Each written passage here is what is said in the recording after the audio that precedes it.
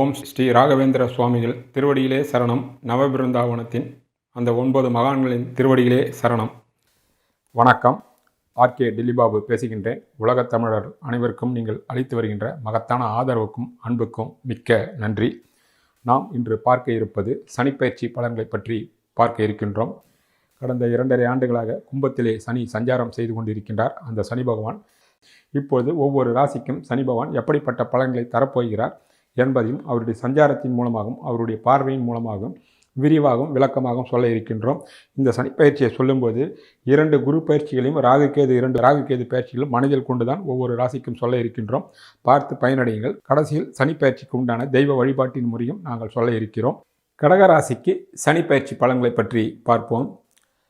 29/3/2025 அன்று உங்களுடைய கடகராசிக்கு 8ல் இருக்கக்கூடிய சனி பகவான் 9ற்கு மாறுகின்றார். அஷ்டம சனி உங்களுக்கு முழுமையாக விலகிவிட்டது. கடந்த 2.5 ஆண்டுகளாக எவ்வளவுதான் யோகமான தசாபுத்தி நடந்து சௌரியமாக இருந்தாலும் வசதி மிக்கவர்கள் உட்பட சாதாரண மனிதர்கள் உட்பட இந்த அஷ்டம சனியில் படாத பாடு பட்டுவிட்டார்கள். அது 1, 2, 3 என்று வரிசையாக சொல்லிக்கொண்டே போனால் பட்டியலே நீளும் என்ற அளவுக்கு படாத கஷ்டப்பட்டு விட்டார்கள் என்பதே உண்மையாகும். முதலில் பொருளாதார கஷ்டம், ஏமாற்றம், இழப்பு, பிள்ளைகளால் தலைவலி, கணவன் மனைவிக்குள் சங்கடங்கள், வைத்திய செலவுகள், வட்டி செலவுகள், பலர் ஊரை விட்டே ஓடக்கூடிய அமைப்பு, தலைமறைவானது, அசிங்கம் அவமானப்பட்டது என்று நீண்டு கொண்டே போகக்கூடிய பட்டியல் பலருடைய கடகராசிக்காரர்களுக்கு கடந்த 2.5 ஆண்டுகளாக அஷ்டம சனியால் பட்ட துயரங்கள் யாராலும். ஒரு சில கடகராசிக்காரர்கள் மட்டும் வேறொரு லக்னமாக இருந்து, அதாவது கடகராசி இல்லாமல் மற்ற லக்னமாக இருந்து, அவது துலா லக்னமாகவோ அல்லது சிம்ம லக்னம், தனுசு லக்னம் போர் லக்னமாக இருந்து யோகமான தசாபுத்தி நடந்தவர்கள் மட்டும் கடகராசிக்காரர்களுக்கு பெரிதாக பாதிக்கப்படவில்லை. கூடுமான அளவுக்கு இந்த அஷ்டம சனியில் பாதித்தவர்களே அதிகம். அது மட்டும் இல்லாமல் அஷ்டம சனியிலோ 7.5 சனியிலோ சந்திரன் வலிமையாக இருப்பவர்கள் பெரிய பாதிப்பை அடையவில்லை. மனிதனுக்கு துன்பமே மனதாலும் உடலால் தான். சந்திரன் வலிமையாக இருந்தால் எல்லா விதமான சங்கடங்களையும் எல்லா விதமான நிகழ்வுகளையும் வரக்கூடிய பிரச்சனைகளும் தாங்கக்கூடிய சக்தி அந்த சந்திரன் மனதுக்காரகன் என்பதால் மனதுக்கு கொடுக்கின்றார். லக்னமும் லக்னாதிபதியும் வலிமையாக இருந்தால் உடல் வலிமையாக இருந்து அதையும் தாங்கக்கூடிய சக்தியை கொடுக்கின்றார். அப்படிப்பட்டவர்கள் மட்டுமே கடகராசிக்காரர்களாக இருப்பவர்கள். மற்ற லக்னத்தில் பிறந்து சாதகமான யோகமான தசாபுத்தி நடந்தவர்கள் மட்டுமே பெரிதாக பாதிக்கவில்லை. அவர்களுக்கும் அடி சரிக்குது. சிறிய தோல்வியும் ஒரு சிலருக்கு பெரிய தோல்வி அடைந்தார்கள் என்பதே உண்மை. பலர் பணத்தை இழந்தார்கள், நம்பி மோசம் போனார்கள். இப்படி பட்டியல் நீண்டு கொண்டே போகலாம். அதனால் அப்படிப்பட்ட கஷ்டங்களுக்கும் நஷ்டங்களுக்கும் விரயத்திற்கும் நோய் நொடியிலிருந்து நிவாரணம் அடைவதற்கும் இந்த அஷ்டம சனி நீங்கியதன் மூலமாக பூரணமாக அஷ்டம சனி விலகிவிட்டது. இனி வரக்கூடிய அஷ்டம சனி உங்களுக்கு வருவதற்கு மீண்டும் கிட்டத்தட்ட 27-28 ஆண்டுகள் ஆகும் என்பதால் நீங்கள் பெரிய நிம்மதி பெருமூச்சு விடலாம் என்பதே கடகராசிக்காரர்கள் சந்தோஷமாக இந்த சனி பயிற்சியை மனப்பூர்வமாகவும் ஆதரவாகவும் 2 கரங்கள் கூப்பி வருக என்று நீங்கள் கட்டாயம் வரவேற்கலாம் என்பதே உண்மை. இந்த கடகராசிக்கு 9லே இருந்திருக்கக்கூடிய சனி பகவான் எப்படிப்பட்ட பலன்களை தரப்போகிறார் என்பதையும், அவர் பார்வை 3ஆம் பார்வையாக 11ஆம் இடம், 7ஆம் பார்வையாக 3ஆம் இடம், 10ஆம் பார்வையாக 6ஆம் இடத்திற்கு கிடைக்கிறது. அந்த பார்வையால் எப்படிப்பட்ட பலன்கள் அவருக்கு வரப்போகிறது என்பதையும், ஒவ்வொரு வீட்டிற்கும் இந்த சனி பகவான் எப்படிப்பட்ட பலன்களை தரப்போகிறார் என்பதையும் இப்போது நாம் பார்க்கலாம். இந்த சனிப்பயிற்சி பலன்களை மட்டும் நாம் எடுத்துக்கொண்டு சொல்லவில்லை. இந்த ஆண்டிலே 15/5 2025 அன்று 11ல் இருக்கக்கூடிய குரு பகவான் உங்களுடைய ராசிக்கு 12லே சஞ்சாரமாகின்றார்.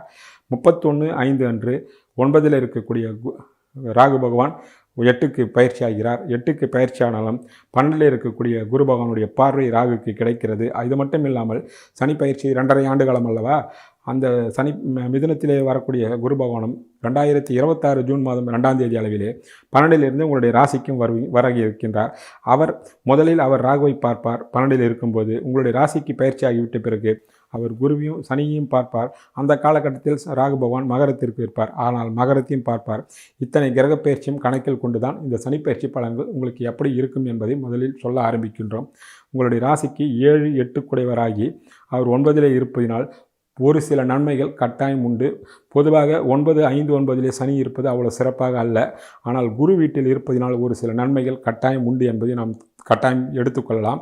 அதுவும் குறிப்பாக 2026ஆம் ஆண்டு உங்களுடைய ராசியிலே உச்சமடைந்து 9ஆம் வீட்டையும் 9ல் இருக்கக்கூடிய சனி பகவான் பார்க்கக்கூடிய காலகட்டத்தில் மிகப்பெரிய ஏற்றமும் முன்னேற்றமும் லாபங்களும் அதிர்ஷ்டங்களும் முன்னோர்கள் குறிப்பாக தந்தை உறவுகள் மூலமாக சகல விதமான சௌபாகியங்களும் நன்மைகளும் அதிர்ஷ்டங்களும் உங்களுக்கு சனி பகவான் கட்டாயம் கொடுத்தே தீர்வார் என்பது உண்மை. இப்போது அஷ்டம சனி அவர் நீங்கி இருப்பதினால் படித்து கொண்டிருந்த மாணவ மாணவிகள் படிப்பில் மீண்டும் பெரிய பரிமாண வளர்ச்சியை நோக்கி மிகவும் ஆர்வமாகவும் கவனமாகவும் படிப்பார்கள். கவனச்சிதறல் ஏறாமல் நிச்சயமாக அஷ்டம சனி நீங்கிவிட்ட பிறகு அவர்கள் படிப்பில் எந்த விதமான தங்குதடை இல்லாமல் கட்டாயம் படிப்பார்கள். திருமணமாகாது இருக்கின்ற இளைஞர்களுக்கும் இளம்பெண்ணுக்கும் இனி தங்குதடை இல்லாமல் திருமண பாக்கியம் கட்டாயம் கூடி வரும். 9ல் இருந்தாலும் குருவினுடைய வீட்டில் இருப்பதினால் நிச்சயமாக திருமணமான கையோடு பலருக்கு புத்திர பாக்கியம் கட்டாயம் உண்டாகும். ஏற்கனவே காலதாமதம் மாணவர்களுக்கும் குழந்தை பாக்கியம் கட்டாயம் உண்டாகும். இப்படிப்பட்ட பலன்கள் எல்லாம் நிச்சயமாக குருவின் வீட்டில் இருக்கக்கூடிய சனி பகவான் தருவார். குறிப்பாக 2026 குருவால் பார்க்கக்கூடிய சனி பகவான் எண்ணற்ற நல்ல பலன்களை தருவார் என்பதை நிச்சயமாக நீங்கள் எதிர்பார்க்கலாம். பலருக்கு கல்விக்காக வெளியூர்களுக்கு வெளிநாடுகளுக்கு செல்லக்கூடிய வாய்ப்புகளோ தொழிலுக்காக செல்லக்கூடிய வாய்ப்புகளோ கடந்த காலத்தில் தடைப்பட்டு தாமதமாகி இருக்கும். அப்படிப்பட்டவர்களாம் தாராளமாக செல்லலாம். அங்கே வெளிநாடுகளில் இருந்தவர்களும் வெளி ஊர்களில் இருந்தவர்களும் தாய்நாடுக்கு வர நினைத்தாலும் தாராளமாக இப்போ வரக்கூடிய வாய்ப்புகளும் பிரகாசமாக இருக்கும். ஆக என்னென்ன சங்கடங்கள் எல்லாம் அஷ்டம சனியில் பட்டீர்களோ அந்த சங்கடங்களெல்லாம் உங்களை விட்டு விலகி 9ல் இருந்திருக்கக்கூடிய சனி பகவான் பலவிதமான நன்மைகளை கட்டாயம் கொடுப்பார். அதில் இடமாற்றமும் உண்டு என்றதை நிச்சயமாக நீங்கள் தெரிந்து கொள்ளுங்கள். அஷ்டம சனியில் இடமாற்றம் என்பது வேறு, கட்டாயத்தினால் வெளியே தள்ளப்பட்டீர்கள். இப்போது இடமாற்றம் என்பது நீங்கள் திட்டமிட்டு விரும்பிய இடத்திற்கோ வீடுகளுக்கோ அல்லது அலுவலகங்களுக்கோ மற்ற ஊர்களுக்கோ நீங்கள் திட்டமிட்டு சந்தோஷமாக குடிபெறக்கூடிய வாய்ப்போ அல்லது நீங்களே விரும்பி ஏற்கக்கூடிய தொழிலோ அல்லது நீங்கள் விரும்பி ஏற்கக்கூடிய பணியோ என்று எல்லாம் உங்கள் திட்ட பிரகாரம் திருப்திகரமாக அமையக்கூடிய வாய்ப்புகளாக இருக்கும். ஆனால் அஷ்டம சனியில் எல்லாம் கட்டாயப்படுத்தி கழுத்தை பிடித்து வெளியே தள்ளக்கூடாத சூழ்நிலைகள் உங்களுக்கு உருவாகியிருக்கும். அதற்கும் இதற்கும் ஏகப்பட்ட வித்தியாசங்கள் உள்ளது என்பதை நீங்கள் தெளிவாக தெரிந்து கொள்ள வேண்டும். ஆக 9ல் வந்திருக்கக்கூடிய சனி பகவான் பலவிதமான நன்மைகளையும் ஏற்றத்தையும் முன்னேற்றத்தையும் உங்களுக்கு தருவார் என்பது தெளிவு. அதே நேரத்தில் ஒரு சில சங்கடங்களையும் தருவார். காரணம், அவர் இருந்த வீட்டிற்கு அவர் 11-12 கூடியவர், உங்களுடைய ராசிக்கும் அவர் 7-8 கூடியவர் என்பதனால் ஒரு சில சங்கடங்களையும் தருவார். அந்த சங்கடங்கள் ஆரம்பத்தில் இருக்குமே தவிர 26ஆம் ஆண்டு நிச்சயமாக குரு பயிற்சிக்கு பிறகு, அதாவது மிதுனத்தில் இருக்கக்கூடிய குரு கடகத்திற்கு வந்து விட்ட பிறகு எந்த விதமான சங்கடங்களும் இல்லாமல் சாதகமாகவே தருவார் என்பதே உண்மையாகும். அவருடைய பார்வை எப்படிப்பட்ட பலன்கள் எல்லாம் தரப்போகிறது என்பதை இப்போது நாம் பார்க்கலாம். உங்களுடைய கடகராசிக்கு 9ல் இருக்கக்கூடிய சனி பகவான் 3ஆம் பார்வையாக உங்களுடைய 11ஆம் வீட்டை பார்க்கின்றார். 11ஆம் வீட்டிற்கு அவர் 9-10 கூடியவராகி இருப்பதினால் தங்கு தடை இல்லாமல் பலவிதமான வெற்றிகள் உங்களை நாடி வரும் என்பதை நீங்கள் எதிர்பார்க்கலாம். கடந்த காலத்தில் உங்களுடைய முயற்சிக்கு ஏற்ற பலன்களோ லாபங்களோ தடைப்பட்டு இருந்தது. ஆனால் இனி வரக்கூடிய காலகட்டத்தில் 11ஆம் வீட்டை சனி பகவான் பார்வை செய்வதால் நிச்சயமாக தங்கு தடை இல்லாமல் உங்களுக்கு வெற்றி கட்டாயம் வரும். மூத்த சகோதரியுடைய வாழ்வில் வளங்களும் வசந்தங்களும் கட்டாயம் வீசும். அது அவரவர் ஈடுபட்டிருக்கின்ற துறைக்கும் வயதிற்கும் ஏற்றாற்போல் நிச்சயமாக நடக்கும். இளையவர்களாக இருந்தால் அவருடைய திருமணம், குழந்தை பாக்கியம், பொருளாதார வளர்ச்சி என்று பல வகையான நன்மைகள் மூத்த சகோதரிகளுக்கு கட்டாயம் கிடைக்கும் என்பதை நீங்கள் கட்டாயம் நம்பலாம். உங்களுடைய கனவுகளும் ஆசைகளும் திட்டங்களும் நிறைவேறும். தடைப்பட்ட வெற்றிகள் அத்தனையும், தடைப்பட்ட தோல்விகளெல்லாம் வெற்றியாக மாறி உங்கள் மனதை சந்தோஷப்படுத்தக்கூடிய நிகழ்ச்சிகளாக மாறும் என்பதே 11ஆம் வீட்டை சனி பகவான் பார்க்கக்கூடிய பார்வைக்கு உண்டான பலன்களாக நீங்கள் தாராளமாக எடுத்துக்கொள்ளலாம்.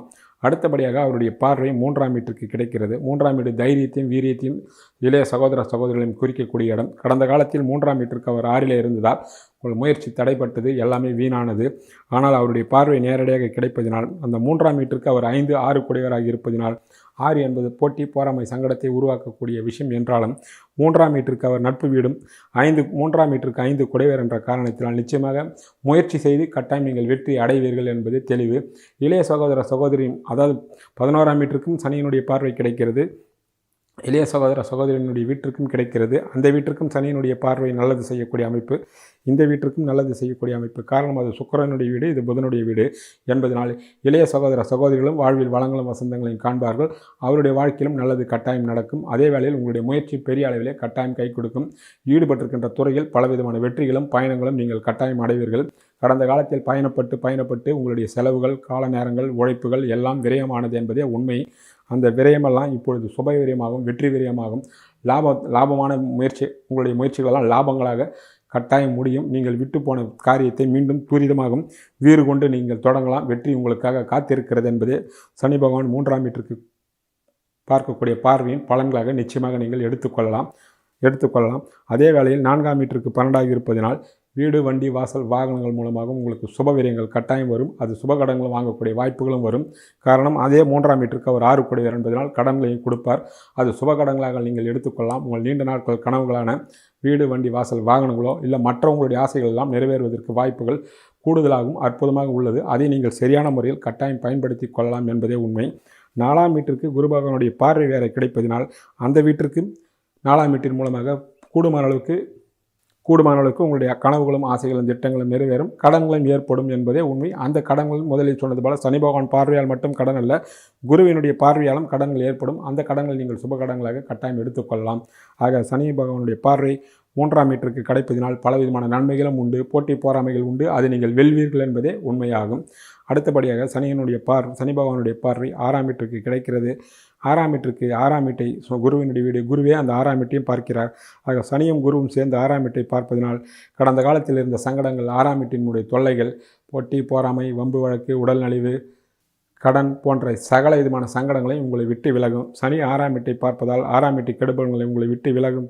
குரு பகவான் பார்ப்பதினால் வளர விட்டு அதை கட்டாயம் ஒன்றுமில்லாது செய்து விடுவார் என்ற காரணத்தை நீங்கள் நம்பலாம். ஆக 6ஆம் வீட்டிற்கு சனியினுடைய பார்வையும் பலவிதமான நன்மைகள் கொடுக்க காத்திருக்கிறது. சரியான முறையில் நீங்கள் பயன்படுத்தி கொள்ளலாம் என்பது தெளிவான உண்மையாகும்.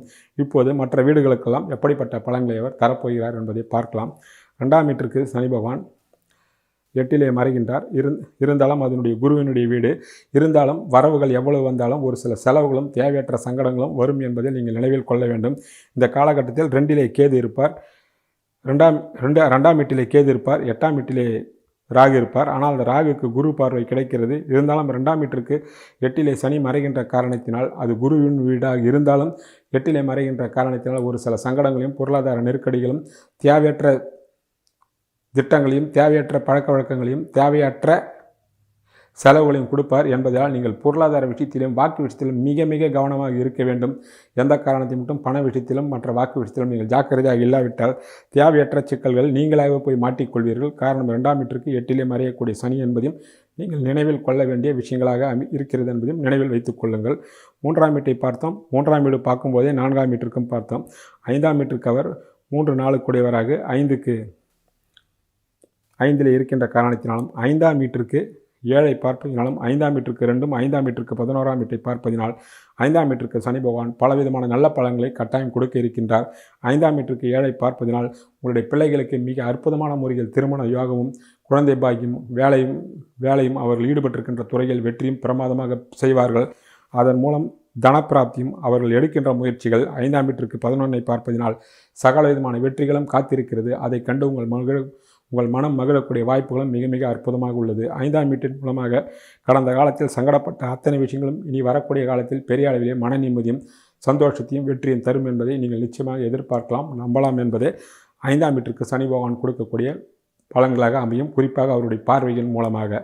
இப்போது 6ஆம் வீட்டை பார்த்துவிட்டோம். உங்களுடைய கடகராசிக்கு 7ஆம் வீட்டை பற்றி சொல்ல இருக்கின்றோம்.